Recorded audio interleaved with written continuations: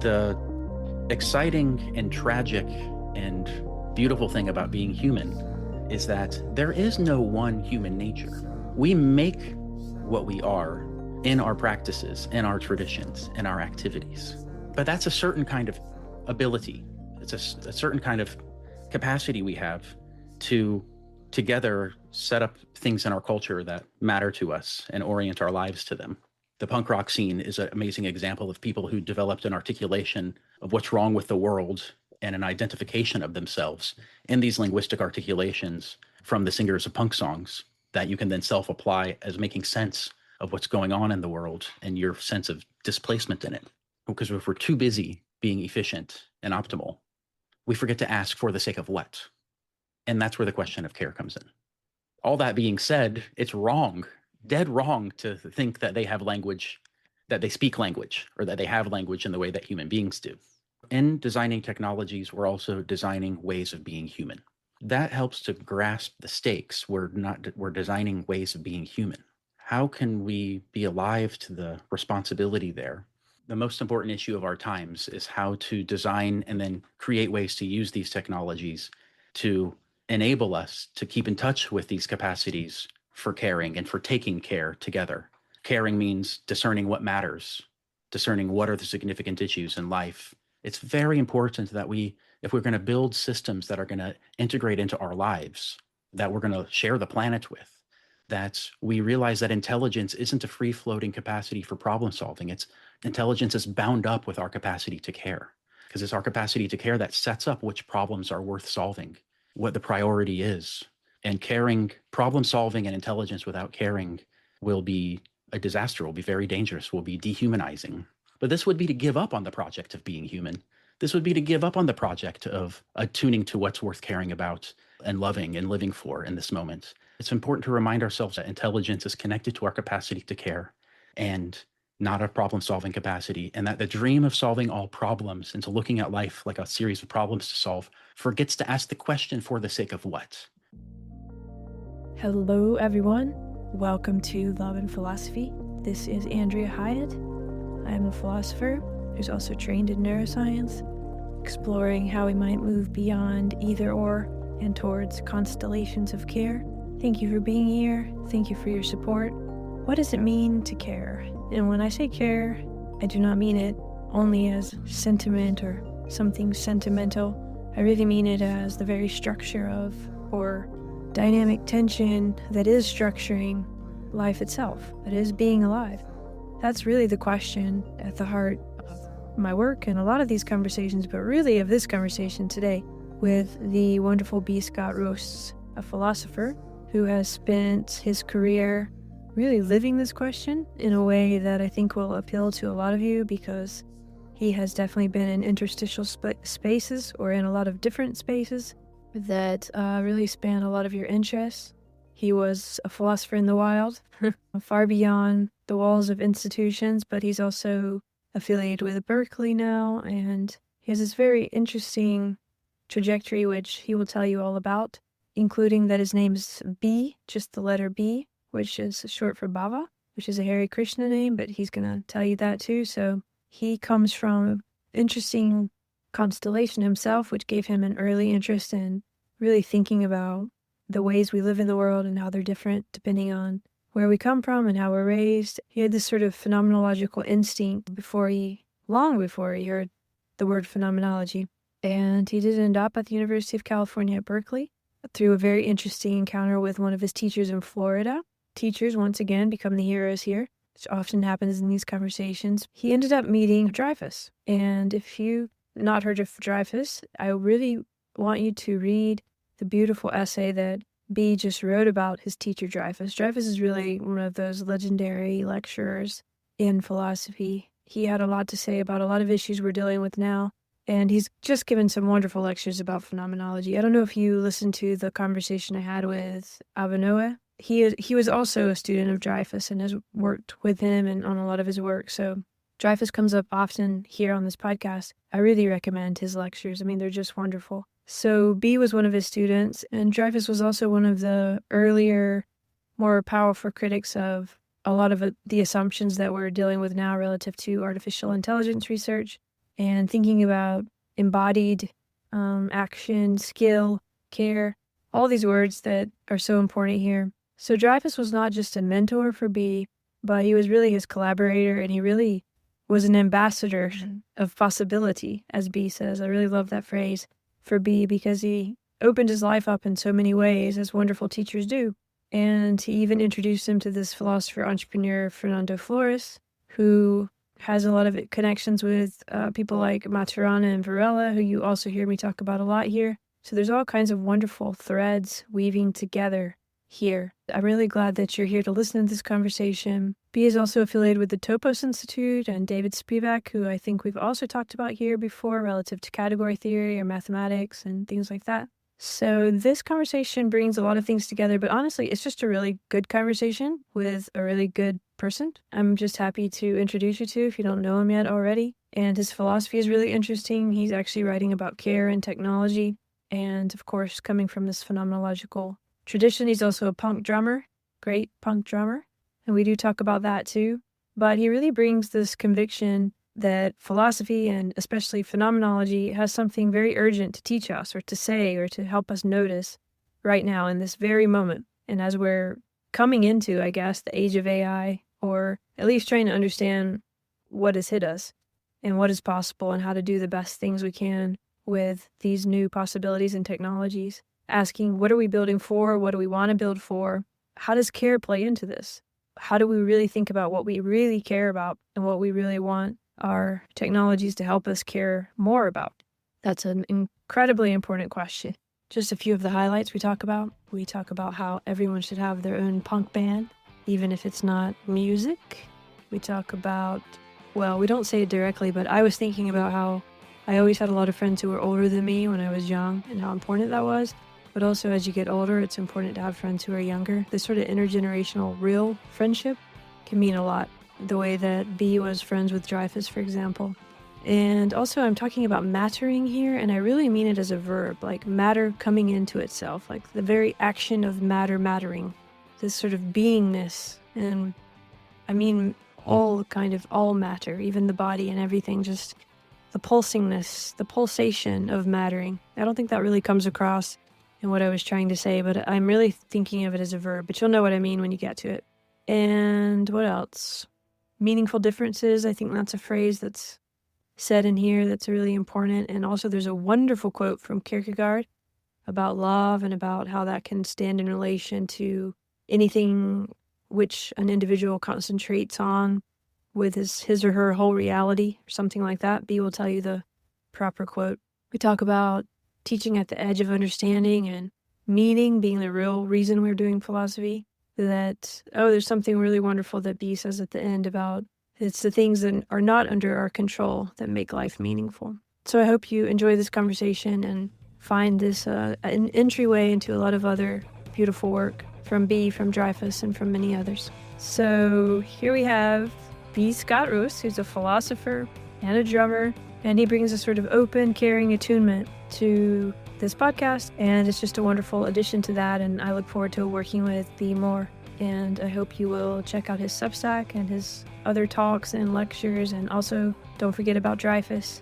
Actually, B will tell you in the conversation, but there's a whole lot of new tapes and videos that have been found of Dreyfus and his many lectures. So if you want to help people get those kind of out into the public, and you're also, of course, always welcome to support Love and Philosophy in any way you might wish to do so.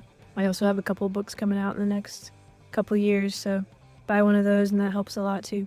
All right, I'm really glad you're here. I hope April has gone well for you and you're enjoying spring wherever you may be, or spring comes soon in some landscape of your life. My name is B. Scot Rousse, and my friends call me B, and my Scot has only one T. Yeah, it's I love your name. It's really very challenging and wonderful in a way. It's so cool to be called B too. Mm-hmm. It's a funny way that what you get named can end up indicating something significant about your life, having become a Heidegger scholar. Being, yeah, exactly. Wow, that's really amazing. Yeah, so okay. B. It's so wonderful to meet you, and thank you Thank for you. coming to join us on Love and Philosophy. I'm delighted to be here. Thanks for the invitation. So you're a philosopher, but you're a very interesting philosopher. You've done all kinds of things outside of the university walls, also within them. So just to get started, maybe you could just tell us a little bit about yourself and how you came to philosophy. Wonderful. Thanks for the opportunity to think out loud about this. Well, my friends call me B, and the story of my name is also, I think, fundamentally connected to the way I came to philosophy. My parents were Hare Krishnas, so I grew up around a Hare Krishna temple and um, was raised a vegetarian and was given a name from the Hare Krishna tradition, which is Vamana Bhava. Oh, And wow. B is abbreviation from Bhava. And my parents always called me B. And but Vamana Bhava is on my birth certificate. So I was always called B until I started public school when they gave me the name Scott. Somehow it ended up with one T. But what's significant here is that when you grow up in, say, something like an alternative religion or an alternative spiritual tradition, and you're a vegetarian, and everyone else around you, you're different. You're different from everyone else in a certain way about your fundamental sense of what is good and what is bad, or what's going on in the world. In a certain sense, everyone might think you're the weirdo for bringing your peanut butter and jelly sandwich and not eating the school lunch. But then you think everyone else is strange because you see what they don't see. You see the taken for granted ways that they what they eat, how they run their lives that are different from what you were brought up to expect. And so that leads you to see that our fundamental picture of reality is contingent, or our sense of what is normal and abnormal is really deeply connected to the family you grew up in, the language you speak, the time of history you're born. And that brings you to philosophical reflection pretty quickly. Did you decide to study philosophy because of all of those? Because it resonates with me in a lot of ways, but I moved a lot as a child. So Mm-hmm. that's been a big theme in terms of what's oriented my interests in a very Mm-hmm. similar way to what you just said, noticing because you go to a new school and things are completely like what's cool in one is not in another and all of this. So Exactly, yeah. yeah, did that get you like thinking, reading philosophy, like actual academic sort of philosophy or other kinds of philosophy? Or? I think it predisposed me to philosophical questioning. I didn't care about reading until I got myself into college, and then realized that college was my way to get out of Florida, which is the state I grew up in the U.S. And then I had one teacher at the University of South Florida, where I started my first 2 years, take me aside and say, "What are you doing here? You should get out of here. You should go to Berkeley. I'm going to help you." And she boosted me up and helped me get into Berkeley. And so I went there as a transfer student, which is where I met Hubert Dreyfus and became very interested in Heidegger and phenomenology. And phenomenology, as you know, is a way of trying to pay attention to what we don't normally pay attention to. It's a way of describing the structures or features of our experience that sometimes go away when you pay attention to them, of noticing what you don't normally notice. And so I think my upbringing and my in that in the Hare Krishna way, and my connection to being a musician and the punk rock scene, both were very much predisposed me to that kind of philosophical reflection. So interesting that it almost sounds like by accident, but I imagine this teacher saw something in you, as many teachers do. I mean, teachers are just so important. It's actually something I want to talk to you about is teaching, but Yeah. I suppose they saw this person, she saw something in you, obviously, but it almost sounds like you were in a certain kind of flow or something that this kind of happened. But is that different? Were you actually really wanting at that moment to get out of where you were? Yes, I was, and it was, and she appeared to me as somebody that Fernando Flores, who's somebody I work with and worked very closely with for many years, and now I work with sometimes. He came up with this phrase for these people that come into your life and open new doors for you. He calls them an ambassador of possibilities. Oh, that's And beautiful. yeah, an ambassador of possibilities. And that's also a kind of role that we can take for other people, which is one of the beautiful things about becoming a teacher yourself, or becoming somebody who helps other people take care. Yeah. Every now and then, these people come up who are able to show you a different path or show you possibilities that were there for you that you didn't see. Oh yeah, it's so wonderful to have someone else seeing the landscape and noticing you and caring about you Hmm. and offering something. I can't tell you how many people that I've talked to who have really done good things in the world who talk about one teacher who did that. So I'll just note that. But Yeah. another ambassador in your life who opened possibilities was Dreyfus, I guess. So Yeah. do you remember first meeting him, or what was that mood like? Because I know for all the kind of nerdy phenomenologists Hmm. among us, that's a very interesting time to have just walked into. Yeah, absolutely. It was one of the very most lucky encounters because it was from meeting Bert, that his friends and family call him, that I fell in love, deeply in love with philosophy and phenomenology. And then that I, through his encouragement, went to graduate school. And then through him, met Fernando Flores. And also I met, um, through Bert, his brother Stuart, who's become a dear friend of mine and also a collaborator. He's 94. I just had lunch with Oh him wow. yesterday and helped him be interviewed by somebody who's working on an intellectual history project of the philosophical scene in the Bay Area in the 70s and the 80s. So, what was special also about this is that I ended up writing my PhD at Northwestern, and I came back to Berkeley. I went to graduate school at Northwestern. I came back to Berkeley to sit down and actually write it, to come back and work with Bert again. And then it was this moment in life where Bert was in the last years of his life, and I was just finishing my PhD, and I stayed around helping him teach the last courses that he was to teach for the last 6 or 7 years or so, and also working with Fernando and Fernando's family consulting and coaching company. It's interesting you're already doing both of those sort of different things. I think a lot of people in philosophy are starting to take new paths now that might have something to do with, for example, working and consulting or something like that, and Mm-hmm. also still trying to be an academic. But you've mentioned Flores a few times. Why don't you say a little bit? He's been an important person in your Yeah, life. Just he was maybe we also should introduce who he is. he was also yeah, major ambassador of possibilities for me, and one of the people who really showed me that philosophy makes a difference to the lives of real people. I mean, Bert already had that, and that's one of the things that people loved about Bert's style of doing philosophy and his style of teaching. And also he saw that the arguments of phenomenology and existentialism were relevant to the arguments and assumptions being made about the artificial intelligence research of the first waves. So he saw and was able to also create this realization that philosophy makes a difference to how we think about important issues of life. And Fernando took that even further, and because he was then somebody who used his philosophical training to create a picture, a framework for how organizations work and how people work well together. And he used his experience. He was the finance or economics minister of the socialist government in Chile, the Allende government, and was responsible there for something called Project Cybersyn, which is one of the first times information machines were put in a network. And so then he spent 3 years as a political prisoner and came to the US in 76 to Stanford University. That's where he met Terry Winograd, who introduced him to Stuart and Bert.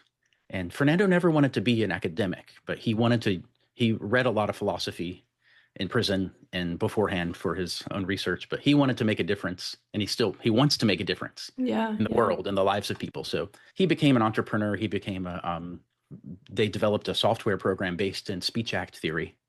He and Terry Winograd and their team in the 80s and early 90s founded a business consulting company and had a whole framework for coaching and business consulting and helping organizations work well together. The basic idea is this: an organization is a network of conversations that are oriented to taking care of the concerns of a client or a customer. Client or customer here is a formal category for anyone to whom you can make an offer, anyone to whom you can make a difference. Mm. And so an organization is a network of conversations oriented oriented to taking care of the concerns or making a difference in the lives of your customer. And mostly those are conversations that open in offers or requests. But there's a lot of conversations that are connected to declarations. There's a lot of things you have to do to listen to the concerns of people so you can make sure you can make an offer that's relevant to them, and have a kind of ethos of taking care of these conversational skills through which work happens.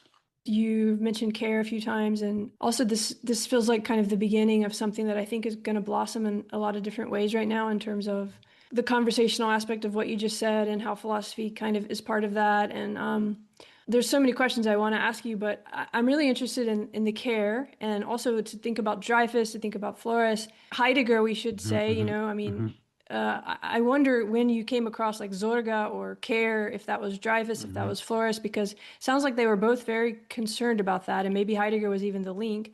And then also technology, because that's also Dreyfus, and that also sounds obviously like a connection with Flores. So yeah, let's think about those two things. Like, how did those come together or start to kind of stand out from the background for you in your life at that time?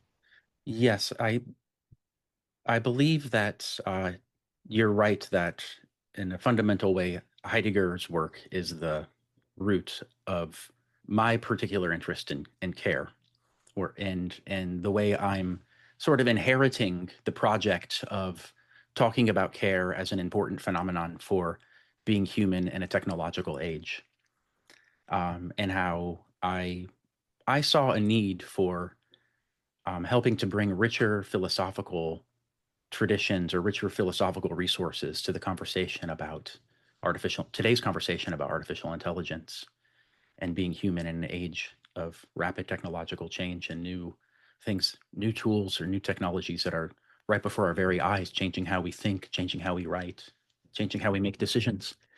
And so I realized one of the things I can bring to the world is an articulation of these concerns from the perspective of the phenomenological tradition. And it is a carryover of the tradition of my mentors and my friends and my ambassadors of possibility who I worked with in my life. And so it is very much in the sense of that when Heidegger says Zorga or care is the being of Dasein, is the way to the most fundamental way to talk about the nature of human existence. He doesn't mean that we just like stuff or things we can have affection for something. He means that we live in a space of meaningful differences where some things can matter to us and other things can be trivial to us. We have this space, we live in a space of meaningful differences that is connected to our sense of what is important and our communities for taking care of what is important together.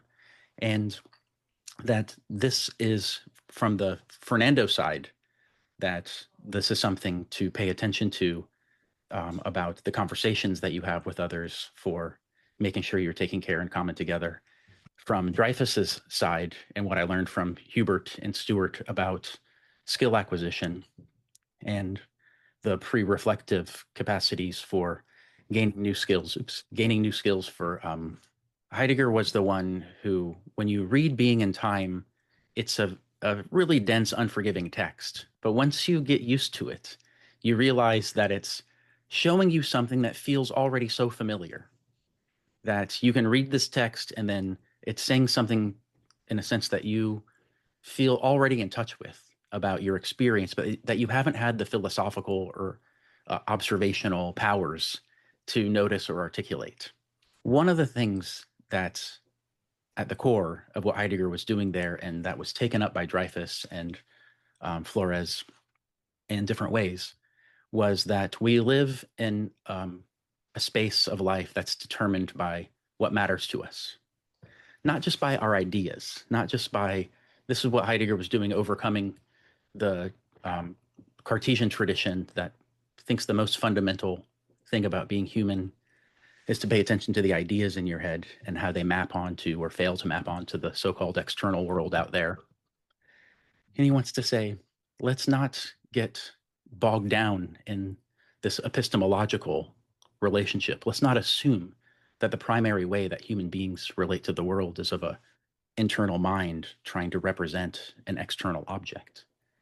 Let's have a different starting place. Let's acknowledge that minds relating to objects is something that happens. Let's not generalize that as the human condition as such.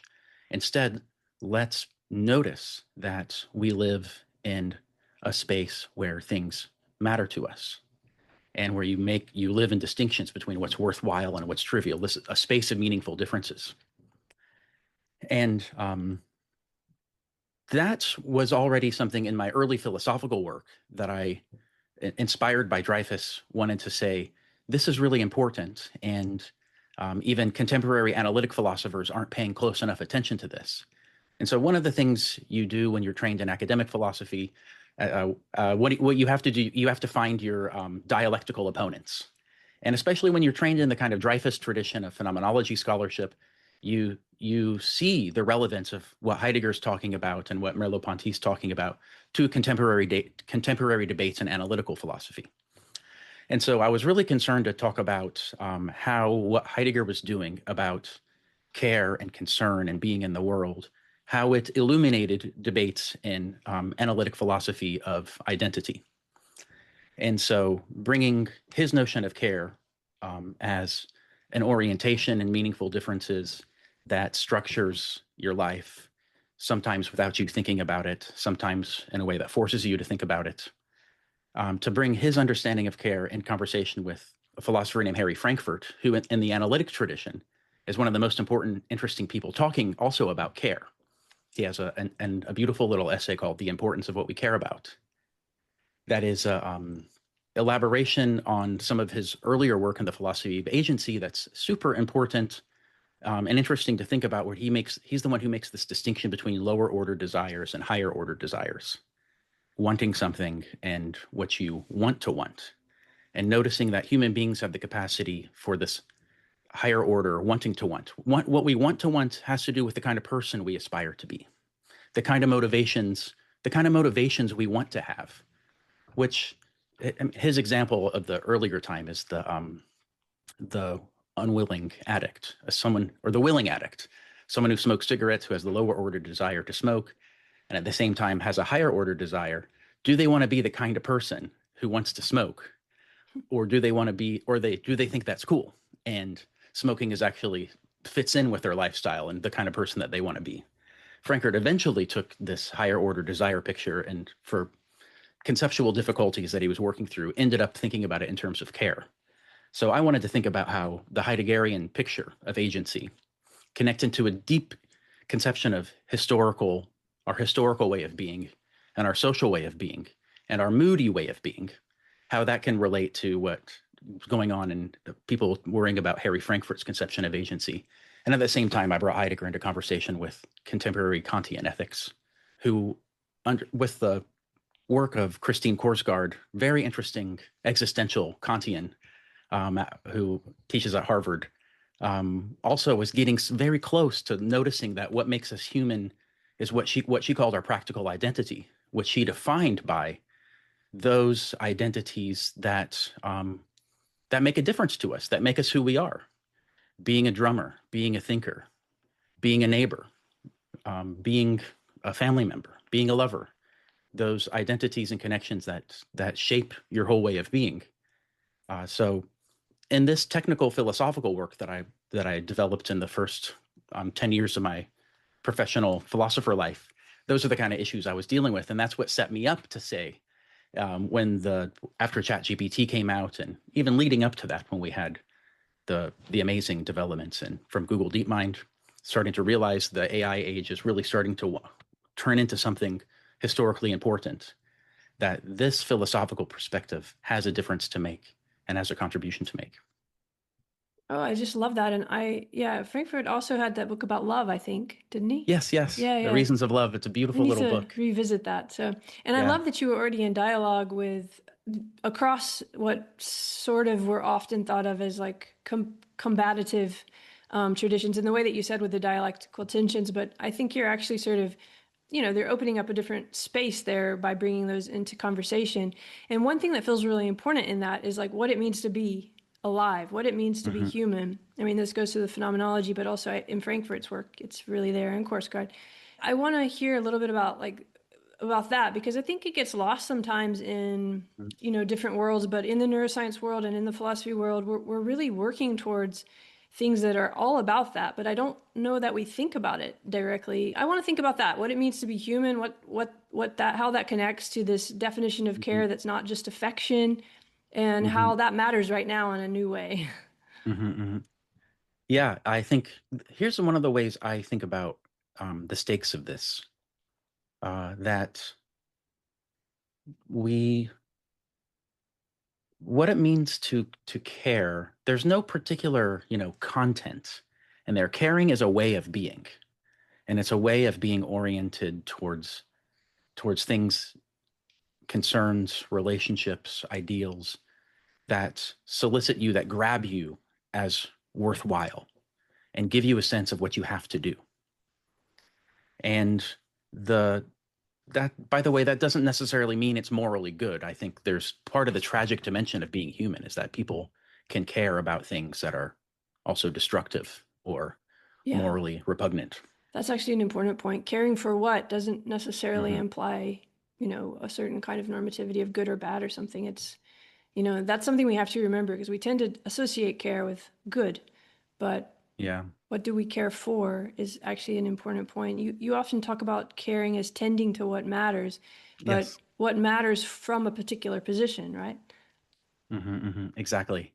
Yeah, tending to what matters. I think this is a phrase I got from David Spivak, a mathematician at the Topos Institute in Berkeley, who I've been collaborating with on a paper about care. We're developing the notion of care in contrast to the notion of values that's widely taken for granted in the AI alignment research. But it's a very undigested, assumed concept of values. What are values? Why do we even reach so naturally for this concept? And is it a coincidence that values are also what we enter into a spreadsheet?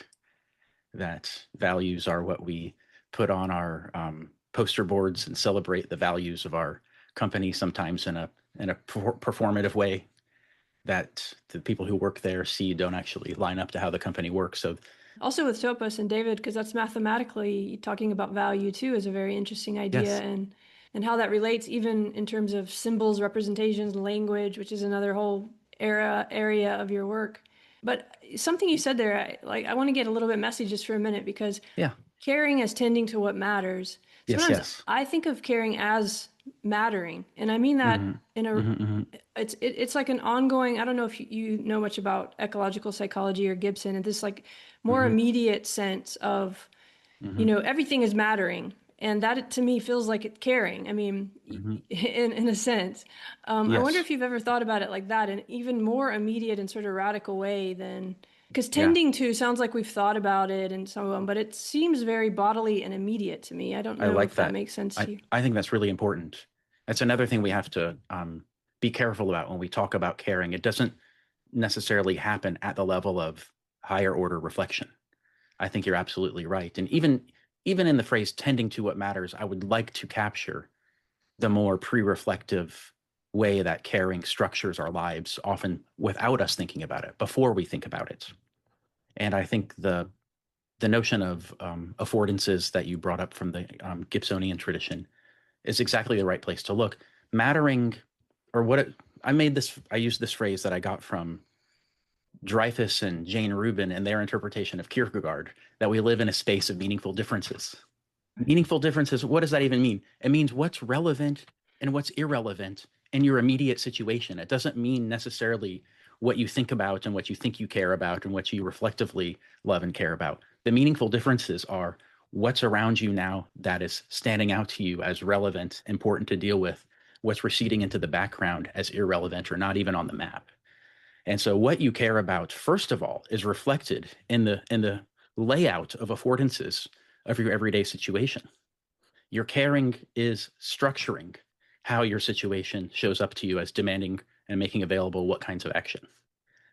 So, I just got done writing a paper about that I'm going to read at a conference on machine consciousness. And when I was writing that paper, that was the most important thing. So my room is chaos. You walk into the room, you don't even see. It's not totally irrelevant to you, the pile of unfolded laundry, the coffee cup from yesterday, the pile of books that are all around. Well, the books are relevant because you're digging around in them. But what shows up to you as relevant and important and demanding of your attention, That's what care does. That's what mattering is, making that distinction between the distinction of meaningful differences. First of all, shows up. This is a phrase from phenomenology, in the polarization of your field of possibilities. I So think yeah, I think that's cool. Yeah, one really important thing that phenomenology brings to technology right now, again, which, I mean, we didn't mention it yet, but Dreyfus was one of the first sort of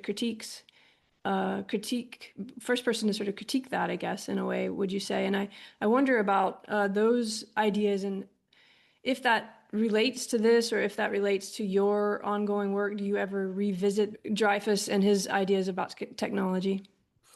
Yes, I think the way that Dreyfus was able to bring out um, in his interpretation of the stakes of AI, that he was writing against the symbolic AI, or what we call good old-fashioned AI, which was the project of basically just trying to reduce human knowledge to statements, propositions, and the logic between them.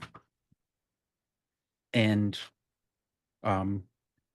what he saw there was that what these researchers assumed was a neutral, obvious picture of the way human cognition works, actually inherited a whole tradition of understanding and perhaps misunderstanding of what it means to be human, that overlooked embodied intuition and embodied skillful action, and looked at intelligence as a disembodied manipulation of symbols.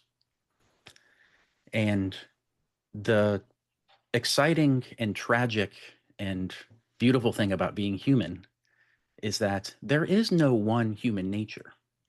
We make what we are in our practices, in our traditions, in our activities. And we have the paradoxical, but that's a certain kind of ability. It's a certain kind of capacity we have to together set up things in our culture that matter to us and orient our lives to them. We can turn ourselves into more machine-like agents. We can interpret ourselves. We can kind of cover up and forget that we have the capacity to create ways of life dedicated to things that matter to us, and become completely absorbed into the project of solving problems, being efficient, and optimizing everything around us for the sake of further efficiency. And this is where Dreyfus brought in his understanding of later Heidegger's understanding of technology, where technology for later Heidegger's picture is a kind of compulsive optimization, a sense that what's relevant in the world are those things that enable us to be more efficient, and optimal for the sake of being more optimal, and efficient for the sake of being more efficient. And that, in fact, this picture of cognition as the representation of symbols belongs to this whole tradition of separating the mind from the body and from the so-called external world, looking at it as a process of representation, a mediated representation. That's how we're connected, is connected to this larger tradition of the technological way of being that that endangers our capacity for connecting to what we love and care about. Because if we're too busy being efficient and optimal, we forget to ask for the sake of what. And that's where the question of care comes in. Wonderful. And it also goes really back to this, what it means to be alive, and considering that. So again, I want to be messy because there's a lot of exciting things in there. But so that idea of symbol manipulation and that kind of critique sounds like it's old, but actually it's just kind of very much even more present now if we think of language in that way as what it is for the LLM, for example. Yeah. And Yeah. when we think about that, and we think about care, and we think about these different kind of fractal ways of caring, because it's not like a linear thing that we just care all the time for the same thing. I mean, care is a very tense thing, and we can have cares that don't fit together as individuals, Yes. as societies, all the time. Our body itself is doing that. So I want to hear what you think about the fact that right now we've kind of forgotten the body. We're hungry to remember what the body is. We almost think we don't need the body. And yet this thing that's come out of the body, which is our communication, our ability for conversation, which is actually what we're feeling in the excitement of being able to converse in new ways, has somehow gotten confused with the symbols. And we seem to think everything is language, but we're also reading the body into that. And it feels very confused in a sense, in a way that actually brings up a lot of those same critiques at another level that you just expressed. Does that make any sense at all to you? Or? Yes, definitely. Yeah, I agree. And I think there's even though the critique that Dreyfus and also Terry Winograd and Fernando and their book Understanding Computers and Cognition from 1986, they were doing also in this project of criticizing the assumptions of symbolic AI. And from their perspective, what they showed is that if you look at information, if you look at language as simply the transmission of information, you overlook the fact that in human conversation, we're not just transmitting information, we're making and coordinating commitments. And we're taking care of concerns. Language isn't just sending information from my information processor to your information processor. It's a way of making commitments to each other, creating our social reality. When you invited me to have this conversation with you and I accepted, that became a commitment, a mutual commitment that we had to show up and have the conversation. So language wasn't just sending information, it was coordinating these commitments, which are connected to what we care about, what our concerns are. And so the picture of an overly thin picture of language kind of blinds us to those dimensions of the caring, concerning, coordinating, social reality, creating dimension of conversation language as humans have it. And even though Dreyfus's picture was criticizing symbolic AI, him and his brother Stuart were very friendly to the possibility that neural networks were a much better, non-representational in this technical sense, way of the way intelligence works. Already in their book, Mind Over Machine, they recognized what they called back then connectionism. And the neural network tradition was a new way, or an emerging way, to make sense of how intelligence might work that didn't have the same assumptions as the symbolic AI tradition. And of course, the AI systems that we have today are based in the neural network paradigm, but they're still carried over is still some of the assumptions from the classical AI tradition, which is connected to the fact that the language as the large language models have it. Let me just say, before I kind of go on a critique, I think these things are amazing. I think they're beautiful. I think it's a marvelous invention. I think it's wonderful that the people who made them don't even know how they work. And we're living in this age with this new entity that speaks to us. And we need to actually also exercise humility about what these things are and how they work and what their implications are going to be. All that being said, it's wrong, dead wrong, to think that they have language, that they speak language, or that they have language in the way that human beings do. And it's dangerous for us to interpret ourselves as just running a large language model in our mind, just like our friends ChatGPT and Claude do, which is not to diss ChatGPT and Claude. And here one of the main issues is to point out that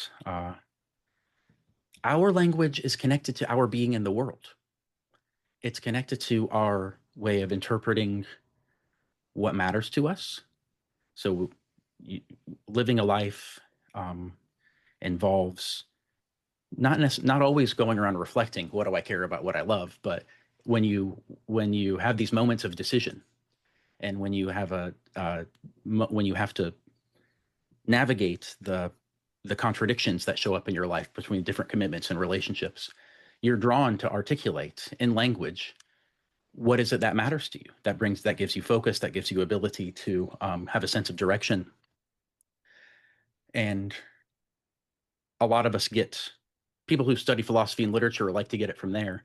I think most people get the capacities that they draw on for thinking about what matters to them from art, from movies, from music. The punk rock scene is an amazing example of people who developed an articulation of what's wrong with the world and an identification of themselves in these linguistic articulations from the singers of punk songs that you can then self-apply as making sense of what's going on in the world and your sense of displacement in it. Now, all of that was a way of saying one of the ways for us language is part of our being in the world. It's not a frictionless spinning in the void. It's not simply, I don't want to say simply like it's a diss. It's not statistical patterns drawn from a huge mass of text. It's connected to our way of life, what matters to us, our coordinating, and our way of making the world happen. The large language models, and maybe this is going to be something that's addressed in further technological developments, because what I'm saying isn't news to the people who build and think about these things, but they are trained and then they are deployed. So there's the training phase where they develop a model, and then they have post-training, which is they have it interact with humans, and they sculpt, and this is called reinforcement learning with human feedback. They give it a certain personality, reward certain ways of responding, disincentivize other ways of responding, and create a personality for these things. Then they deploy it. So in their deployment, in a sense, they are connected to human beings who are connected to the world. So they're in some sense connected to the world and being in the world, but they don't learn from their interactions. There's a lot of caveats you have to say there. There is some in-context learning. The systems now, some of them have ways that they can draw on your files if you let them. But the model itself, its weights are not retrained in connection to how it's interacting with the world. But our mind, our linguistic capacity is fundamentally enmeshed in our relationships, our real-time conversation, our real-time dealing with the tragedies and dramas and perplexities of being human and figuring out how we're supposed to live our lives and what's important to do in this moment. That's what language enables for us.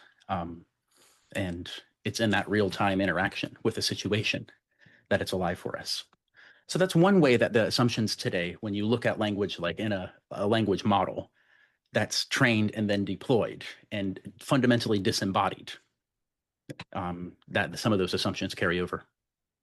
With Flores, did you ever meet Maturana or yeah. or any? Yeah, was that?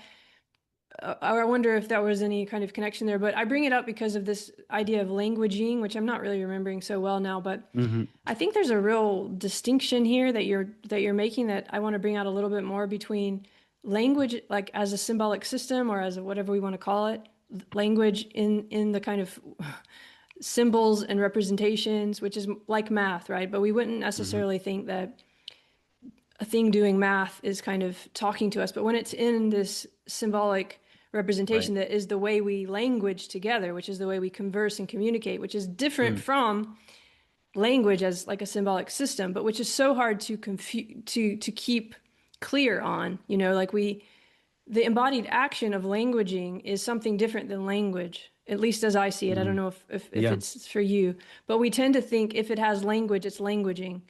And those are different things, right? Or yes. I think that the Maturanian understanding of languaging is Fernando's the one who I was about to say something I don't understand very well, but I do think is very much in this pocket that we're exploring right now, like you pointed out.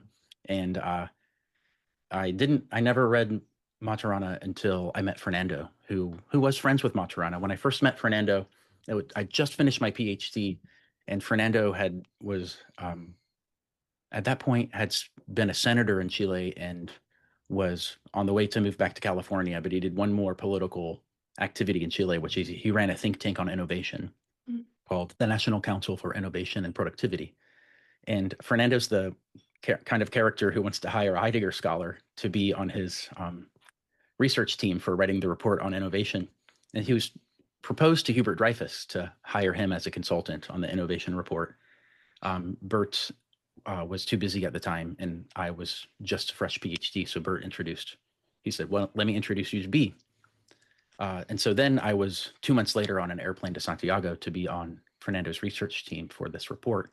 And one of the other um, tremendous opportunities for being on that team was that another consultant he hired was Humberto Maturana.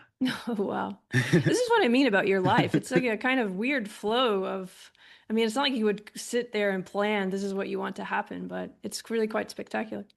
Yeah, exactly. I think that's the you make an important point that there's sitting there and planning what's going to happen can take you so far, and but being open to the contingencies of life and seeing where they take you is also part of the adventure. And I think that relates to the embodiment and the ecological aspect I'm trying to get at, which is not so much about affordances, but about just this immediacy of being as the world and, you know, not separate from the world, which is a kind of thing that's very hard to kind of really grasp, but I feel like it's so what we want to grasp now, or what I read into your work when you're talking about care and caring and why this matters in the age of technology. Because as you were talking, you know, you're talking about these amazing technology, and it is amazing. It's so amazing that I don't want us to waste the opportunity. Do you know what I mean? Because Yeah. I feel like there's so much we're not getting at because we're not thinking about these, what it means to be human, what it means to be alive, what we could do better with this. So just to come to that just for a minute, even though I really want to ask you about Francisco Varela, but I'm not going to. But I didn't get to meet him because I guess that was too late. But I I wonder think he died in 2001. if Flores did, because that's also like he was also Yeah, they were friends back then, and okay. Francisco Varela brought philosophy books to Fernando in prison to read. Oh, wow. I'm so glad that you just said that. That's beautiful. But to this thing about technology, right now people are creating technologies that are changing us and changing the world and in an embodied way. And so Yeah. so caring feels really important to me in a way that I don't think we've really articulated before. I don't mean me and you, but I mean as humans in that I know you organic and I are way on that that I'm project trying to get together. at. Yeah. Yeah. So I want to hear from your perspective, like why this matters for people who are making technology, using technology, because it feels like it's really important, but I'm not sure it's really going to be clear to people yet. Good. Yeah. Thank you for that question. And that's why I really appreciate about your work and the project that you have in this interview series and in your writing on Substack, that you are out there with this very similar agenda to raise questions about love and care, and to not to lose touch with these capacities, and to ask how these capacities need to be cherished and preserved and integrated into the technological times that we have. I think a lot of the people building these technologies are aware of the world historical or potentially world historical work that they're doing. And a lot of them are terrified by it. A lot of them also have a sense of mission and purpose about it, and rightfully so. But I guess I would frame it in the following sense. We need to include the phenomenon of care and taking care in our picture of what it means to be human and what we're building these technologies for. And because in designing technologies, we're also designing ways of being human. That's the thesis of ontological design that Terry Winograd and Fernando Flores articulated in their book, that there's ontological implications for creating technologies, especially those technologies that will become pervasive in human life and enter into all of our daily habits by which we construct our lives and our relationships. And so that helps to grasp the stakes. We're designing ways of being human. And so how can we be alive to the responsibility there? And it's not only on the question of the designers of these tools, it's also on the question for all of us who are using them. Because the tool is one thing, and it does have its own affordances and invite a certain way of interacting with it. These chatbots, one of the most popular applications of the large language model are these chatbots. And there's a lot of debate about what kind of personality these things should have. Should they be so-called sycophants, telling you how great your question is and sucking up Which to they you? are right now. I'm sorry to say. You have to tell them, please don't just try to be nice. But. Yeah. And this is partially a design choice made because they want to have these things be pleasant to interact with. And it's partially emerges from this process as a reinforcement learning with human feedback in a way that they're grappling with. They're struggling to find the right way to tune them so they have just the right amount of pleasantry and not necessarily being so sycophantic. Although some people really liked the sycophancy, understandably so. And then there's also the way that something I've seen changed in the interface with ChatGPT and Claude recently, where sometimes they compulsively prompt you to prompt.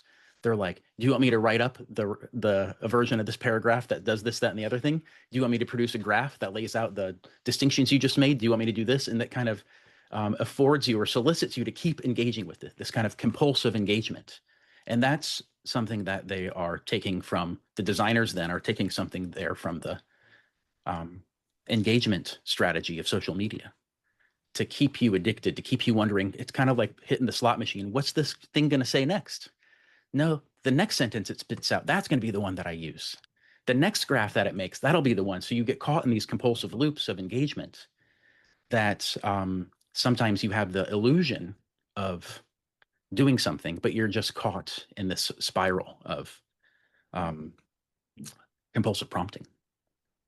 So at the same time, there's questions there about how can we, as users, also take responsibility for creating our ways of engaging with these things and creating practices for using them, so to speak, to help us think, not to totally offload our thinking, using them, inviting them into our conversations, but in a way that keeps them connected to real world concerns, real world conversations. But let me give you, by that I mean, I think it's important. I don't have kids myself, but my brother and my sister both have kids, and I have a project called Curiosity Craft with a colleague of mine, Massimo, where we developed a framework for helping parents develop practices in their family for introducing their kids to AI.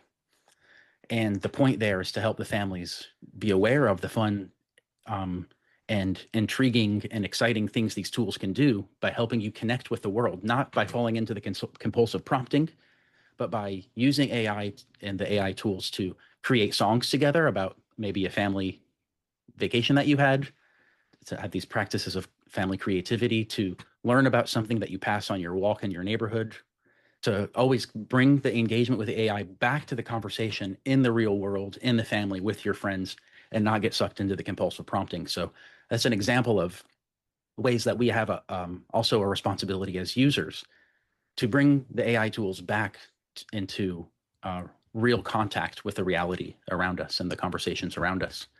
Now, I think there's another thing to say here, that there's, even though we live as human beings in touch with this issue that we live in a space of meaningful distinctions, that some things matter to us more than other things, we live in a crazy world right now. And we live in a transformative new technology that everyone's trying to figure out what these things are and how they work, how they're going to affect how we live together. The post-World War II geopolitical order is dissolving. The capacity, the sense that the AI is going to change the way people enter the workforce. There's already evidence that some entry-level positions are drying up, although there's dispute about, is that because AI, or is it just because the economy itself has a lot of problems and the companies want to look good, so they're attributing their shrinking of jobs to their adoption of AI, so they look like early adopters rather than just people with cash flow problems. But young people and people in general, including me, are in a position of disorientation. And there's two things that we should avoid, and one thing we should remind ourselves in these period of disorientation. That first of all, life is not about just solving problems. And so a lot of the people who build the AI systems are engineers, and they're trained, engineers are trained to solve problems. But life itself can't be looked at as just a series of problems to solve. Because the series of problems to solve always has the question, for the sake of what? And the for the sake of what question brings in the question of care. But often when we get into the problem solving, you're just looking at the problem itself and the solution to that, and you lose the larger context. So one of the things we have to help ourselves remember and help people who are building AI remember is that solving problems is important, but life itself isn't a series of problems to solve.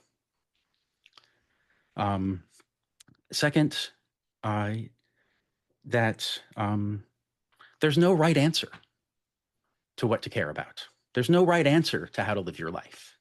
And this makes it stressful. And especially for people who would like a structure and would like a recipe for how to live, the fact that you can very much get it wrong and that there's no way to guarantee you've got it right is, and that adds to the disorientation of our particular moment in life where college is so expensive, rent is so expensive, houses are expensive. What career do you choose? What do you devote yourself to? It seems like a very fraught, nerve-wracking decision. But life itself is an exploration of this question and not something you have a quick and easy answer to. So I think that these are two things that connected to designing the design of technologies and the larger context in which we live, that there's a sense of compulsive problem solving, that life is a series of problems to solve that separates us from the larger context of what are we building for? That's a phrase I got from Topos Institute, who are an interesting group talking about philosophy and AI and entrepreneurship. For the sake of what are you solving problems? And then accepting in a moment of awe and wonder and also ambition and determination, the fact that we live in a crazy historical time where there are no recipes, and that part of the adventure of being human today is this staying in touch with the questions, what matters for our civilization now? What are the conversations we need to be having? And as your own individual life, to realize that there's no formula for that. And it's an adventure and experimentation to undertake with others. Those are really beautiful points and really important. And I often think about or write about, or I have this book called Holding Paradox, or this tension, right? I don't mean resolving. And I feel that in what you're saying there about the sort of indetermination or the ambiguity, or there's no one right answer. And yet we don't think that way. Like, that's very hard for us to, hold that space of tension or ambiguity. I think, you are also a fan of Merleau-Ponty, and I really like his use of indetermination and the generativeness of it. Of course, he talks about the good kind. I mean, we can use that in all kinds of ways, like anything, but that feels like something that's not really part of the conversation, but that technology could help us better hold that tension, that space feels rich to me. Also, you talked about orientation a lot, which is a word that's really important because I'm thinking about cognition and movement together. I studied the hippocampus, and I'm thinking about navigation. And I've heard you say that caring is a kind of orientation. And so it's interesting when you talk about disorientation, how that would naturally relate to something that's not being noticed, or maybe that we're not dealing with relative to this ongoing caring, in the sense we were talking about earlier, that's not always rational. And maybe even that's a word to think about a little bit, because you talk about instrumental rationality, I think, and there's the optimization stuff in your work where you go into the paperclip kind of example that feels like the kind of optimization and rationalization that's connected to what I was talking about with the symbols that we've confused with the living reality. That kind of rationality is a language-based kind of rationality. And if we think of cognition as bodily, that's a different kind. That's not like that sort of rationality, instrumental rationality. That's more like what I'm thinking of as caring. I know this is kind of a lot, but does this bring up anything for you?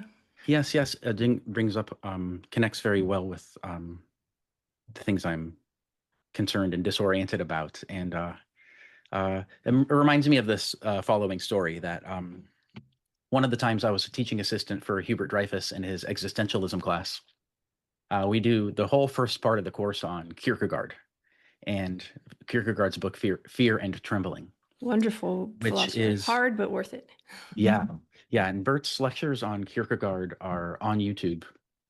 And he's a wonderful guide to getting through this book, Fear and Trembling, which is pretty dense and unforgiving, but beautiful and something that will really shake you to your core. And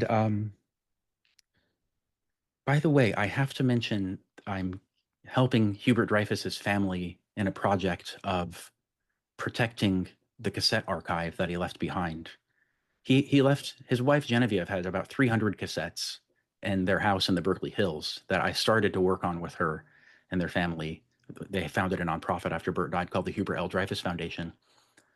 But then the philosophy department, I went to the philosophy department to hang up the flyer for this project, and the department manager came out and grabbed me and he said, "We just found a bunch of Bert's stuff in the Howison Library storage cave, and there was another 700 cassettes going back to the 70s and the 80s and the 90s, and in the house there's some stuff from the 60s, and so we have almost 1,000 cassettes of Bert's lectures that we're working on raising money to get digitized and to create an authoritative archive of the lectures with the syllabi, with the handouts, with like context." So I will send a link to you we can share in the show notes about this. I want to help you in any way. That sounds definitely like a project we all want to get behind. Yeah, it's so exciting. And so coming back to Kierkegaard, Bert made Kierkegaard really come alive because he used Kierkegaard to show that, to raise a lot of questions about what does it mean to live a meaningful life. And in the existentialist Kierkegaardian picture, meaning comes from committing yourself to something. And the Kierkegaard example is and sometimes committing yourself to something isn't rational at all. We have this expression, you fall in love. Bert loved to talk about how something just grabs you. And he found himself in debate with the AI world at MIT, not because he chose to, like as his rational life plan, but because he happened to be at MIT. Minsky and Papert were down the hall. His brother Stuart happened to be working at the Rand Corporation. There happened to be somebody there who suggested that they should hire somebody who knows about Merleau-Ponty to assess the AI research. And so this is just concatenation of contingencies that suddenly organizes your life in such a way that shows you something in your moment that is worth doing, that you can then commit yourself to give your life purpose and direction. You don't find it just by sitting back and thinking about it. You find it by throwing yourself into life and looking at where the strange concatenation of contingencies that makes up your drift, makes up who you are, what that reveals to you as alive and important and relevant for you. And the way I just described that is kind of a mashup of what Bert would say about Kierkegaard and what Fernando would say about finding your calling, and the work that I was doing with him. But the kids who took the Kierkegaard class from Dreyfus, he would talk very beautifully about this thing that he called unconditional commitment. And in Kierkegaard, the example is Abraham has an unconditional commitment to God, and this leads him to sometimes to do something that looks very crazy, namely be ready to go up and kill his only son because he's got this stronger commitment to God, and that God will make it okay. And Kierkegaard in this context talked about the teleological suspension of the ethical. You suspend ethical norms. To have unconditional commitment means sometimes to suspend ethical norms for the sake of having this higher telos of tending to what matters to you, what gives your life purpose and direction. And Kierkegaard used the Abraham story just to point out how gnarly it can be maybe sometimes, and how irrational it can be to wholeheartedly devote yourself to something. It ain't always easy. Dreyfus used the example of romantic love, which also shows up in Kierkegaard and some of the stuff he talks about in Fear and Trembling. He talks about a lad falls in love with a princess. And Kierkegaard scholars like to speculate that Kierkegaard's talking about his own love for his woman he loves named Regina. But in a footnote in Fear and Trembling, he says, love, we can use love to stand for any relation in which an individual concentrates the whole of his life's reality. Oh, and that's so wonderful. Yeah. So Dreyfus used this phrase, unconditional commitment, to connect to that. And at the end of the Kierkegaard class, the students would come up to want to chat more, and they would say, B, an unconditional commitment sounds awesome. Where can I get one? And the question reveals actually the kind of disorientation of our times. Like getting a commitment to something you can order from Amazon, or finding the direction of your life as something you can learn about, and a teacher can teach you what to do. And that shows an orientation to life that looks at life like it's a menu of options to choose from. You can stand back and choose your options, like ordering something offline, and that's a disorientation. That's a disconnection from where you actually can find what to love and care about, which is throwing yourself into life, into your moment of history, into your moment and your city, and your connection, your family, your technological moment of technological disruption. What's going on in your life that draws to you, that speaks to you, that gives you something to do? It's not going to be the same for everyone, and it's not something you can get by standing back and thinking about it. Thinking about it helps, of course, sometimes, but first of all, it's a matter of immersion and identifying what shows up as worthwhile in this moment in your life, in this historical time, and to accept you might be wrong about that. And anyway, there's some about care and technology. I think what you just said is so important in so many ways, but two that come up a lot relative to what we've been talking about is I think there are generations now, I'm not one of them, I don't think you are either, but who did grow up with that very mentality that those students, and I have this too from students, where can I get it kind of thing, or not really feeling comfortable being in their bodies in the immediacy in which you described. Kind of always being able to escape that, or even never having actually had that kind of, especially people who are, in COVID, kids and stuff, that there's a difference, right, between what that's like to just be immediate and then to become thinking in your head, and some people who have to deal with that. So I guess what I'm trying to link that to is that ambiguity and that indeterminacy and that tension, and that being a generative kind of thing. I think this relates to punk a little bit, because I'm thinking about you. You're a punk musician. To those who don't know, you're a drummer, and maybe we should talk about that a bit. But that spirit of disruption being not necessarily bad, depending on how you are in your body and who you're with around you. I don't know if there's a link there at all, but I just put that out for now. Thank you. I think that if there's one, I do think, I was going to say, if there's one lesson to come down on and emphasize, I like how you're pulling out the notion of ambiguity and indeterminacy and the generative nature of the indeterminate, and how it's not a bad thing to not have a full plan and a full certainty and a full problem-solving menu of how your life's going to go. And to embrace the indeterminacy and uncertainty as part of what makes life meaningful. Having everything easy and laid out and on a plan is a lot of times what we're trained or what we're enculturated into thinking that's what we should be doing.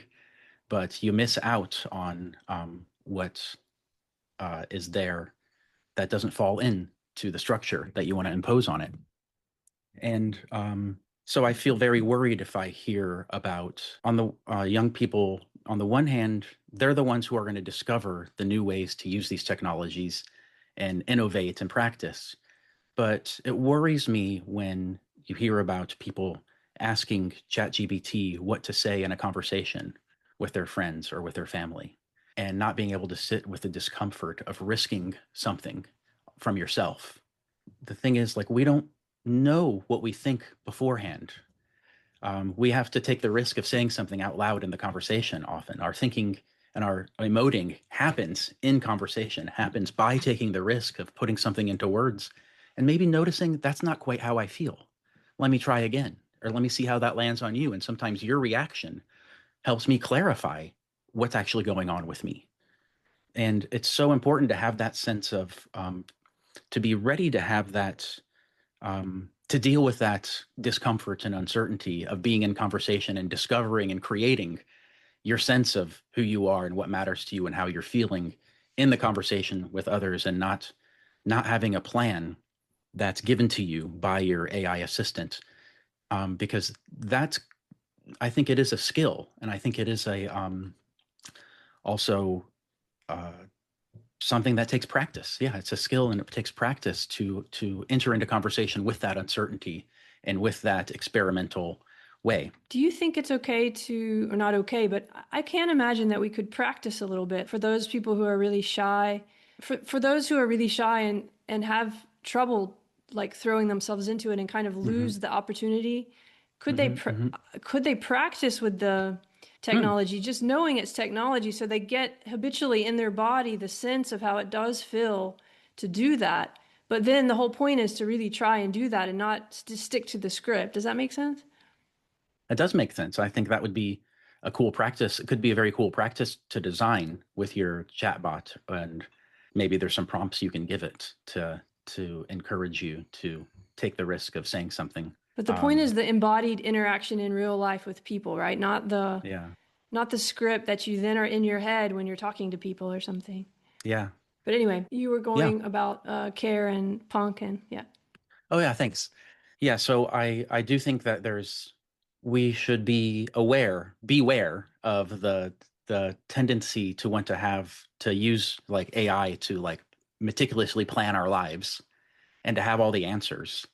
And that for me, then there's the danger also of, here the work of Jonathan Haidt is really important, of spending too much time, just simply spending too much time on screens and media, and not enough time in face-to-face embodied interaction. Of course, mediation by screens also does a lot of great things. We're talking right now.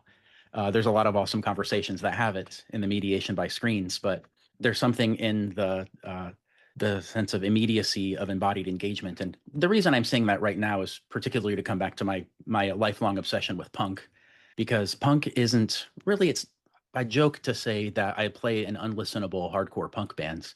And for me, it's a joke, but it's serious because it's not really meant to be listened to. It's meant to be created in an experience that you share with other people in the moment. And the music is meant to be live and in direct contact and experience together. What the audience does is just as important, and how the audience receives it and interacts with the music is just as important as what the musicians are doing. It's something you're all creating together in the moment of controlled chaos. And it's also like I said earlier, it's an articulation of a sense of disorientation. It helps a lot of people focus why they feel like they don't belong in the world. What's wrong in the world? There's a lot of variations of punk. That's why it's so interesting. I mean, there's totally nihilistic, reprehensible punk. There's religious conservative punk. There is political punk. There is all kinds of punk. But the kind that I gravitate towards is the one that gives you an articulation of why you feel like you don't belong in the world, but also gives you a sense of hope and community, that you create something together. So you create a bubble of belonging. It's like it's a secular church of a certain kind. You have your devotional services, which is your shows. You have your communities. You all come together to share a moment of controlled chaos. But it's not just rejection of what's going on in the world. It's also a lot of coordination. All the conversations that happen to put on a punk show, to put out a record, all the skill and concern and shared love of doing something together just because you love doing it. Not because you get money, not because you get status. I mean, within the punk scene, there's critiques you can make. There are people that are playing status games. You look at from the punk scene on the outside, most of the people who look at punk don't consider those people to be high status. There's funny paradoxes there. But by and large, the punk attitude is doing something just because you love it and coming together to create something in the moment. Not necessarily even because it's all that creative. The songs, we play the same kind of songs that they made up in 1983, which is really the same kind of songs that the Beatles were playing. Very simple song structure. It's not about the particular brilliance that goes into one song. It's about this combination of individuals in this moment carrying on the tradition, creating something together simply because they love it, doing it in the real world, and experiencing that moment of passionate connection and co-creation that I think punk serves for me as an antidote to technological nihilism in that way. And I want everyone to have their version of being in a punk band. The internet helps, AI can help in its own ways. The question is going to be, how can you have your version of being in a punk band, doing something because you love it, coordinating with others, having the experience of carrying on a tradition and doing it for the joy and the love of doing it. That's connection to what matters. That is actually one of the most important things, and I think what a lot of people have expressed, even listeners, as being what they're hungry for, is a group of people they can explore what doesn't necessarily have to sound good or look good or read well or whatever, but do it out of passion and not be judged for it, because that's always, but still be able to discuss it. So it's wonderful to think about punk like that, and whatever you said about everyone should have their own punk band, even if it's not music, right? Like, yeah, that seems something another orientation technology could help us do, and is in a way, because there's so many groups and communities now that can form because of technology. I have to ask you, because having been around musicians and knowing drummers, how many bands are you in? Drummers are usually in like 10 bands, or not, at least two, or at least, yeah, definitely. I'm always in 3 bands at a time. Okay. It's our community service. There's a drummer shortage. There always has been. Well, and they're so important. And yeah, I mean, you need the right drummer too. So it's also that, like, every band wants the right drummer. But I'm thinking about mood and atmosphere a little bit, and how when you were describing this and doing something the way for love, your body is in a certain atmosphere that gives you a way of knowing about life or being alive that you then know is possible. Does that make sense? Like, can you imagine what your life would be if you hadn't had that atmosphere in your life through music? Yeah, exactly. I think that the connection between music and mood is so important. Mood is a way of also being oriented to what matters in a situation. Mood is not just a feeling in your head or in your body. Mood is an attunement to what's going on around you, what's important now, or what's relevant now. How do you relate to it? And that's why the mood of a good punk show is a mood of controlled chaos, where you have a feeling like something crazy could happen at any minute, but then nothing too crazy happened that somebody gets hurt, and you have this heightened sense of, but you're also the sense that we're doing something crazy together for the sake of doing it. That's a certain mood of joy. Joy is the sense of collective upliftedness for its own sake. That is a really important mood that music can connect us to. It's wonderful you say that, because when I think about care in some other writing, I think about it through that ambiguity we were talking about. That's what I write about, like the awe of ambiguity, but also like a jouissance, or a kind of joy, or a kind of release, or a kind of overflow that I think is also very important for that caring that we were trying to talk about as so primordial, right? In an almost Hans Jonas kind of way. But I'm thinking about that, what you just brought up, and also in terms of the other kind of ambiguities that we're talking about, and how punk can also give us a way to, or not even just punk, but these kind of situations where there's a little bit of entropy, that also feels like something that's only alive, or a living, interactive kind of thing, which we seem to be trying to control with our technology, but maybe we don't want to control it all. Yeah, I like that. And actually, even there's a funny analog to the way that the large language models are trained or deployed, and because they can, and even sometimes in your settings, you can have them to be more adventurous and more randomness in their replies, or more controlled and bound by their reinforcement learning. And so there's something to say there about the generativeness of entropic chaos, of the paradox, of the tensions, of the uncertainty, of the unsettledness, that it's also connected to how these machines speak their language, which is pretty cool.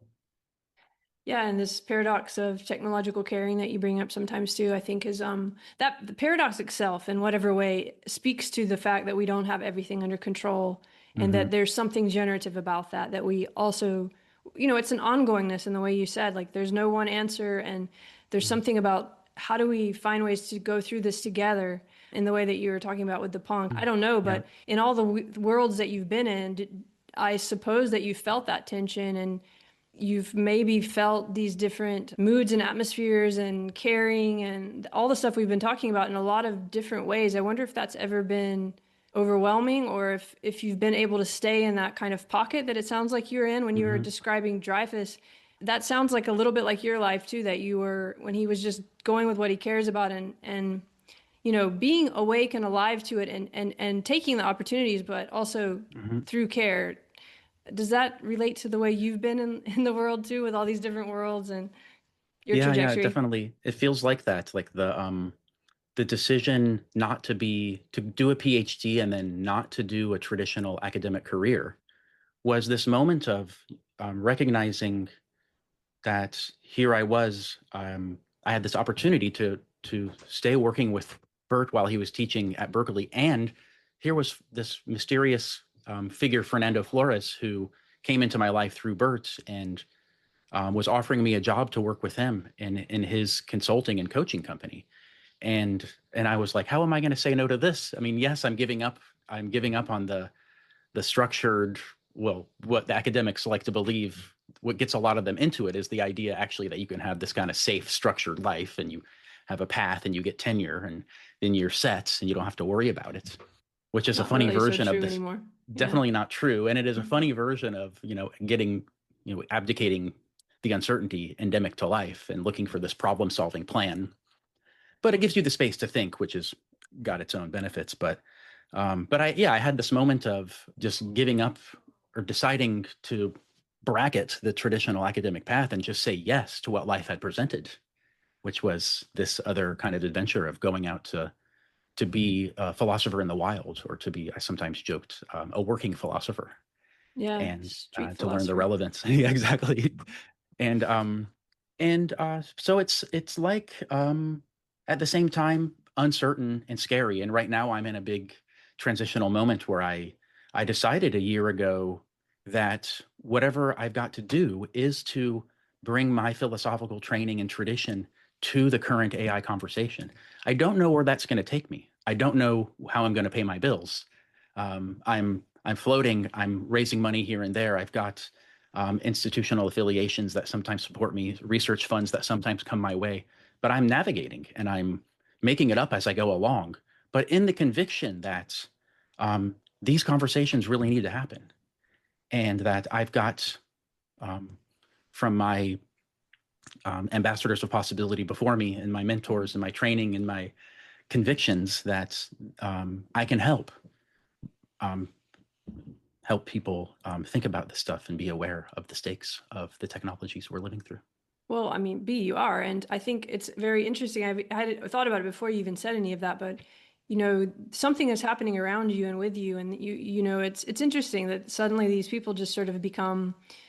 I kind of want to say a teacher, in a sense of, because I think all the stuff we've been talking about with care, and maybe even all this training you've been doing in all these different ways, it feels like there's a kind of teaching in that, in a sense of what Dreyfus meant to you, or why it matters to be doing philosophy at all. I don't know if that makes sense to you, but I'd like to hear, before we go, just how I think a lot of people are in a situation like you now. And in a way, it's becoming the modern situation, because all older kind of scaffolds are changing, and nobody's really in a state that's not precarious. And yet there's so much opportunity. So it can be overwhelming to figure out what to do. I mean, but before we go, I want to hear about teaching, just, and how that relates to care, or how that feels for you, how you feel that in your body. And also we have to talk about love just a little bit. Like, if you have anything about love you want to share. Thank you. Yeah. About teaching, I have two paradigms, or two great mentors of teaching that have been in my life. And one of them was Hubert Dreyfus, and the other one was Fernando Flores. And with Bert, he was the most inspiring teacher. I mean, people loved taking his classes because you had somebody on the one hand up there defending a view. He wasn't just up there reading a text and kind of summarizing. He had a way of articulating the philosophical position in a way that connected to life, and that he was up there to defend and explain and make matter. But at the same time, he was always teaching at the edge of his own understanding. He would not teach something that he understood completely. He always wanted to teach the stuff that he didn't understand. Or if he was coming back to Heidegger for the 100th time, he would want to focus on the places that he was unsteady from last time. That's why he always recorded his lectures. They're mostly for him. He did put them on the students, reserved for the students, but he wanted to listen to what he said last time and figure out how he could understand it better, where he was confused. So in his own articulation, he was always teaching at the edge of his own understanding, and that created a sense of adventure, of shared inquiry, that the issues aren't settled. These issues aren't going away. These past philosophers have dealt with them in their way and set us up to think more about them, but the questions of what it means to be human are always changing because our technologies are changing, our political intuitions are changing, the historical craziness that happens all around us changes the stakes and the questions that we have. So we're never done in these philosophical reflections. And so that was something that I was inspired from Bert to see teaching as a shared inquiry, and that an immersion in that perplexity and uncertainty and indeterminacy where the real thinking can happen and where the real issues of being human can be dealt with. From Fernando, I learned that teaching is more important to not to teach content or like a theory to somebody, but to teach them skills for living in a richer ontology. So Bert was still a university teacher and would still kind of help people develop arguments and think systematically about how to read Kierkegaard or how to read Heidegger and write a paper about an issue of philosophical importance. You were still learning a kind of theoretical skill, even though it was grounded in this existential concern and this immersion in the indeterminacy and perplexity. It was still supposed to resolve into a paper with an argument and a thesis and so forth. So Fernando was not a university teacher. He had a consulting company, and a coaching, kind of life coaching approach. And he had a way of locating the ontology that somebody lives in and helping them break out of it or have a richer ontology. What does it mean to live in ontology? It means to have certain habits of conversation and habits of what you notice. So the engineering, this is one that we spoke about earlier. Engineers live in an ontology of problem solving. They see problems, they want to have the procedures to solve them, and they go after them. That's what they notice in life. That's what they're good at. That's what they're attuned to. They live in an ontology of problem solving. But that's in the Fernando approach, he says he helps people see that they live in an ontology, and then he helps them realize that you, as a conversational being and a moody being, you have the capacity to learn new conversational skills, to not just be stuck in the problem-solving way or transmitting information, but to awaken to your capacity to coordinate, to co-create a world with others in conversation, and to focus on there's a variation on this, to focus on what matters to you and what your dream of life could be, and to coordinate with others to create it. So he wanted to he sometimes called this the ontological detox. If you have to show people that they live in an ontology that kind of prevents them from seeing the full richness of being human, if they're always looking for problems to solve, if they're always looking for information and procedures, and instead help them develop the skills to relate to life as an adventure, but one that has a structure of conversation and of paying attention to the moods that you live in and the moods of the organization that you work in, and to know that moods shape our possibilities. If you're in a mood of resignation, you don't see possibilities. That's what the mood of resignation is. Everything feels overdetermined and there's nothing you can do here. But a mood of ambition is a mood where you see challenges as opportunities to prove yourself and to test yourself and to test your community to overcome. So helping people see that we live in moods and that we live in that we can develop our conversational skills for making better offers, making better requests, making declarations in our communities about the concerns that we're going to take care of. In that general sense, waking up to the joy and the mystery of life and going for it. That's one of the ways I learned about teaching from Fernando. I have to say that reminds me of something you said about nature, which I don't remember exactly, or maybe it was even Dreyfus, but it comes from this tradition of there being meaning. Nature is meaning in a sense. And I don't know why it reminds me of that, but it had something to do with the tangling, or it seems to me that what you just described, when you put all of that together with the sense that that we're immersed in meaning and all the stuff that we've been talking about with caring, then that's a different kind of that's a kind of gift, right? That you can maybe express for other people that seems pretty important right now, if that makes sense. Yeah, I like that sense that the meaning is out there, so to speak. It's not in your head. You don't have to make it up. You don't have to decide it. The meaning of life is out there in the issues that matter in our world now, and in the relationships that you have, and in the strange history, the unique life history that each of us is. And the historical moment that we all live in, that the meaning isn't just in the head, it's in this kind of social historical space that sets up some issues as important and some issues as irrelevant. And given your history can attract you, pull you, grab you. That's the way Bert liked to talk about it. Something grabs you. But then you have the wherewithal and the sense of adventure enough to allow yourself to be grabbed, sometimes without a plan. How to be strong enough to, again, it's just because I think about it all the time, but it's that holding that tension and that paradox, learning how to do that together, learning how to help each other do that. And also when you were talking, I was feeling like the body's power, right? The power that we are as living beings, and how much amazing stuff we could do if, in your term, in the way you've said it, we started thinking about technology as enhancing that caring and that sensuality and that beingness. It feels like, whoa, that's a whole really beautiful way to think about the future. Yeah, that is the most important issue of our times, is how to design and then create ways to use these technologies to enable us to keep in touch with these capacities for caring and for taking care together.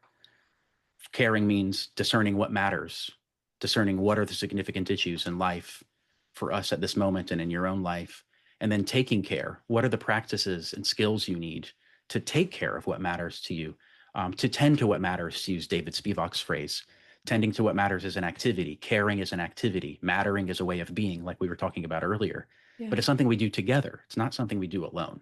Yeah, we're making care all the time, literally. So maybe if we think about that and notice that differently, it changes it.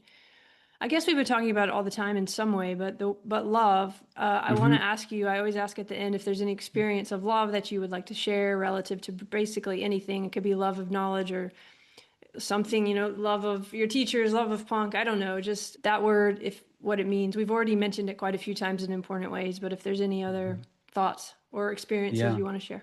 Well, I'm definitely a pluralist about love. I think there's many loves and many ways, and loving is a way of being. It's also, again, not just a feeling. It's a way of being. And there are many loves that happen in life that have different structures. There's this kind of teacher, mentor, mentee love. There is the parent, child love. There's sibling love. There's romantic love. There's love of your punk bandmates. There's love of art.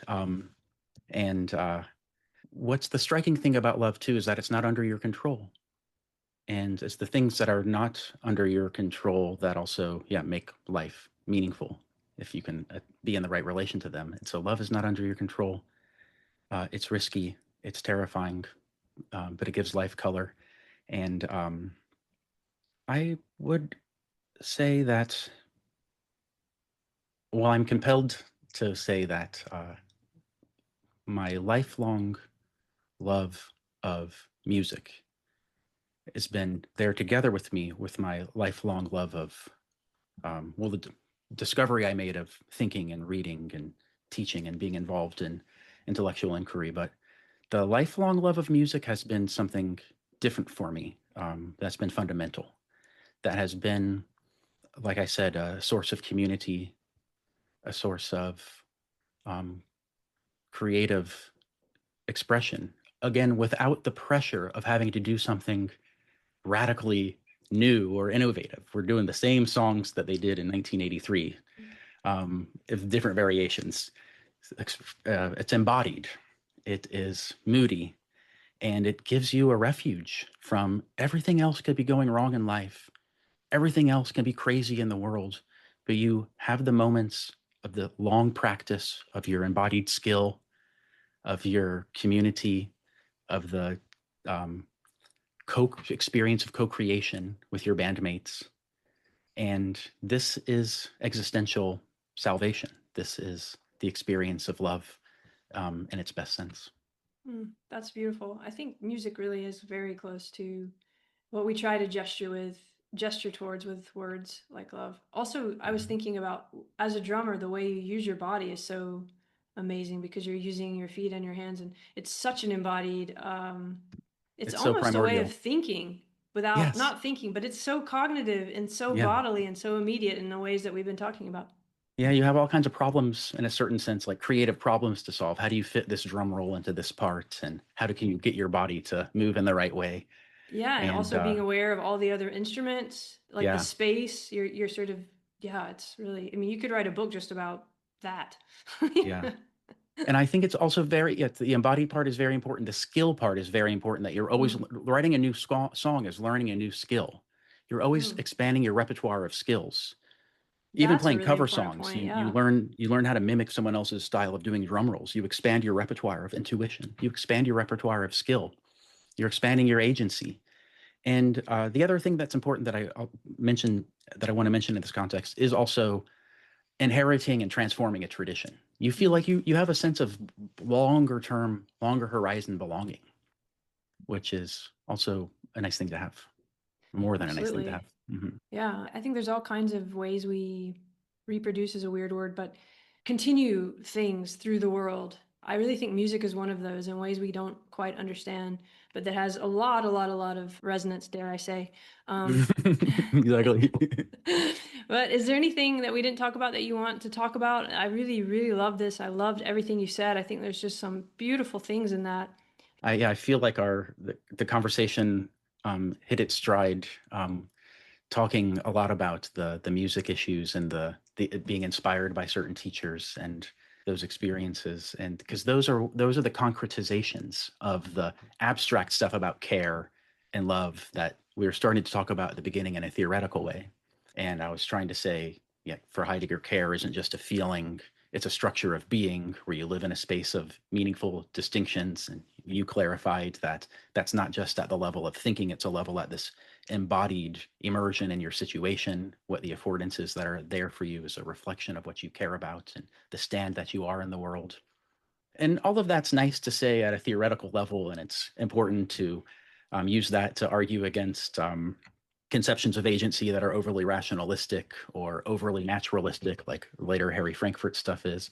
And it's important to bring this theory to bear for people who are thinking about what's the nature of intelligence, to say that intelligence isn't, it's wrong to think of intelligence as a disembodied capacity to solve problems or even to learn how to solve new problems.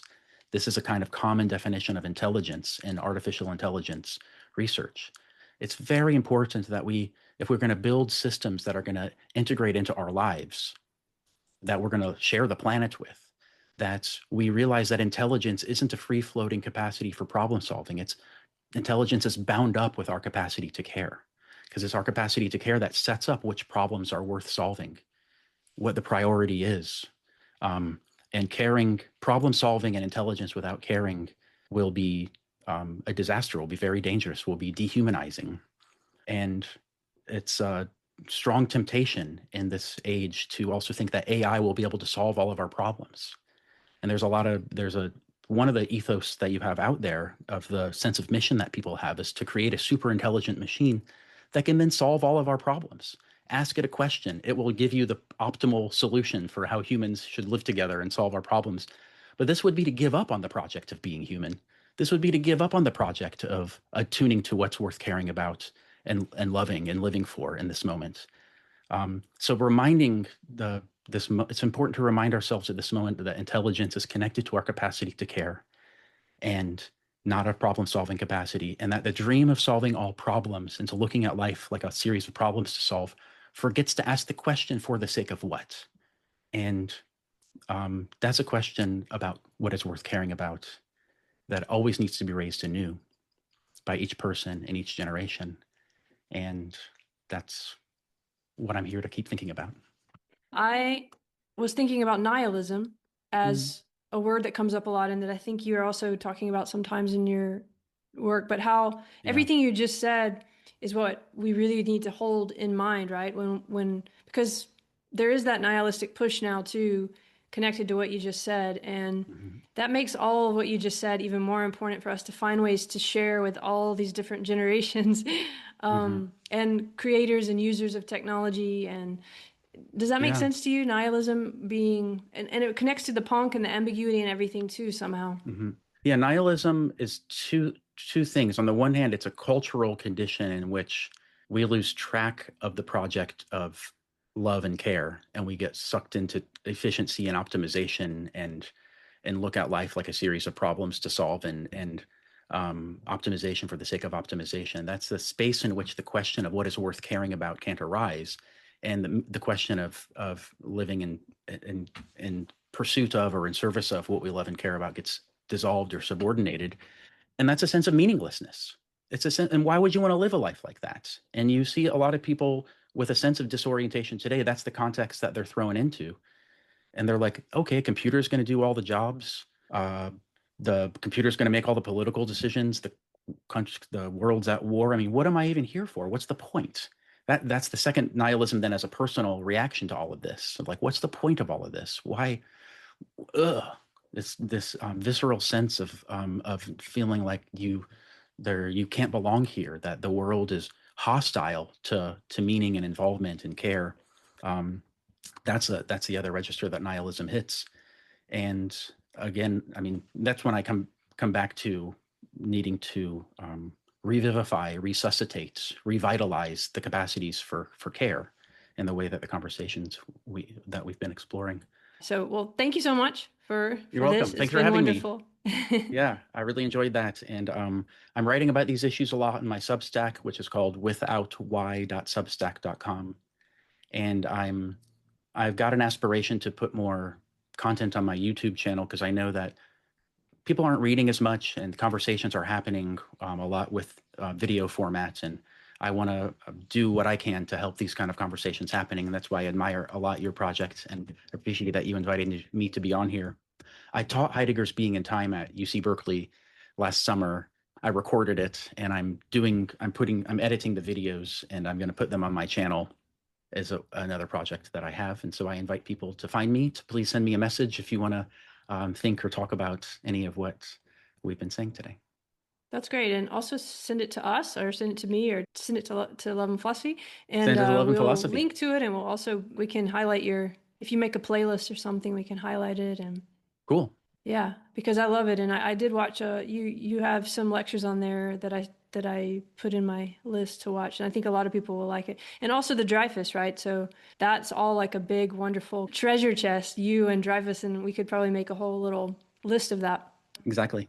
Yeah. Well, thank you. Thanks for what you're doing. And I'm excited to see where it goes. And it's wonderful to talk to you. And of course, I love all the work you're doing relative to care. And I hope we can work together on whatever in the future. Or just Thank you. Let us know. I'd love to join forces. Yeah. And I'm going to stop this now, but I also want to tell you that